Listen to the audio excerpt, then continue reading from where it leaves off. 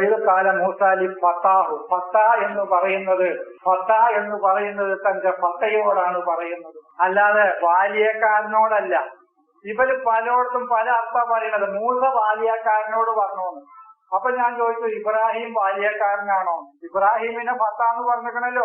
ഇബ്രാഹിം പണിയെടുക്കാൻ പോയ ബാല്യക്കാരൻ തന്നെ കൂലിക്ക് നിൽക്കുന്ന ആളെന്നാണ് ഇവരുദ്ദേശിക്കുന്നത്. മൂസ തന്റെ ബാല്യക്കാരനോട് പറഞ്ഞു.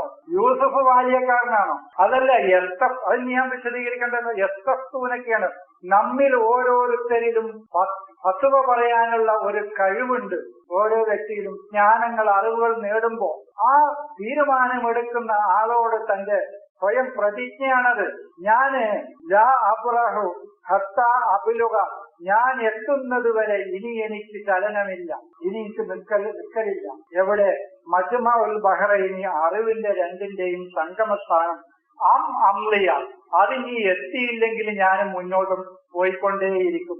ഹുക്ബ, ഒരുപാട് നൂറ്റാണ്ടുകൾ, ഒരുപാട് പ്രതിസന്ധികൾ. ഹക്കബ് എന്നതാണ് ഹക്ക്, ഒരുപാട് പ്രതിസന്ധികൾ, സത്യങ്ങളെ തേടിക്കൊണ്ടുള്ള യാത്രയാണ്. ഹക്ക് തേടിക്കൊണ്ടുള്ളതാണ് ഹുക്ബ. ഹക്ക് തേടിക്കൊണ്ട് ഒരുപാട് യാത്ര ചെയ്യും. ഇത് ഈ ഹക്ക് കണ്ടെത്താതെ ഇനി എനിക്ക് അതാണ് ഈ മജ്മഉൽ ബഹറ വിശ്രമമില്ല. അവിടേക്കുള്ള യാത്രയാണ്. സ്വയം തീരുമാനമെടുക്കാൻ. എന്താണ് കയ്യിലുള്ളത്? റൂത്താണ് കയ്യിലുള്ളത്, സ്വന്തം അറിവ്, നിലവിലുള്ള അറിവ്. ഈ അറിവിന്റെ അന്വേഷണമാണ്. ഇനി ഞാൻ പറഞ്ഞല്ലോ, ഞാൻ പലപ്പോഴും സൂചിപ്പിക്കാറുള്ളത് പോലെ ഒരു മീനെ പൊരിച്ച് റോസ്റ്റാക്കി ബാല്യക്കാരനെയും കൂട്ടി യാത്ര പുറപ്പെട്ട് 2 സമുദ്രങ്ങള് എവിടെയാണ് സംഗമിക്കുന്ന സ്ഥലം എന്ന് ഞാനൊന്ന് കണ്ടിട്ട് വരട്ടെ എന്ന് പറയാൻ ആ വിശദീകരണമാണ് എടുക്കുന്നതെങ്കിൽ എനിക്കൊരു തടസ്സമില്ല. ഞാൻ അതിന് എതിരല്ല. അത് എടുക്കുന്നവർക്ക് എടുക്കാം, തർക്കിക്കാനില്ല. തർക്കല്ല. ഒരാൾക്ക് പറയാണ് മൂസ തന്റെ ബാല്യക്കാരനെ വിളിച്ചു വരുത്തി, എടാ ഒന്ന് വാവ്, ഇതൊരു മീനെ പൊരിച്ച് റോസ്റ്റാക്കി അത് ഇലയിൽ പൊതിഞ്ഞിട്ട് പോവുക, നമുക്ക് യാത്ര പോവുക.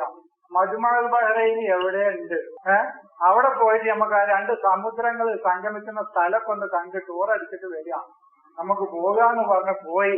അവിടെ എത്തി ഒരു പാറപ്പുറത്ത് ഇരുന്നപ്പോ ഈ മീന് അവിടുന്ന് നീക്കി ഓടി സമുദ്രത്തിൽ ഒരു വഴി ഉണ്ടാക്കി അതിലൂടെ നടന്നുപോയി ആ മീന് എന്ന് വിശ്വസിക്കുന്ന ആളും ആ വ്യാഖ്യാനം എടുക്കുന്ന ആളുകളാണെങ്കിൽ നമുക്ക് തർക്കമില്ല, നമുക്ക് ഒരു തർക്കമില്ല. പക്ഷെ എനിക്ക് വേണ്ട ആ അറിവിനെ ഉള്ളൂ. ഞാൻ പലപ്പോഴും പറയാറുള്ളത്, ആ അറിവ് ഇങ്ങിട്ട് പറമ്പണ്ട, ആ അറിവ് ഇങ്ങനെ വെച്ചോളി. അത് നമ്മൾ എന്നോ ഒഴിവാക്കി പോകുന്ന അറിവാണ്. അവിടുന്നൊക്കെ പോന്ന് ഇപ്പൊ ഇവിടെ എത്തി നിൽക്കുകയാണ്. ഇനി ആ അറിവുമായിട്ട് ഇങ്ങോട്ട് വരണ്ട.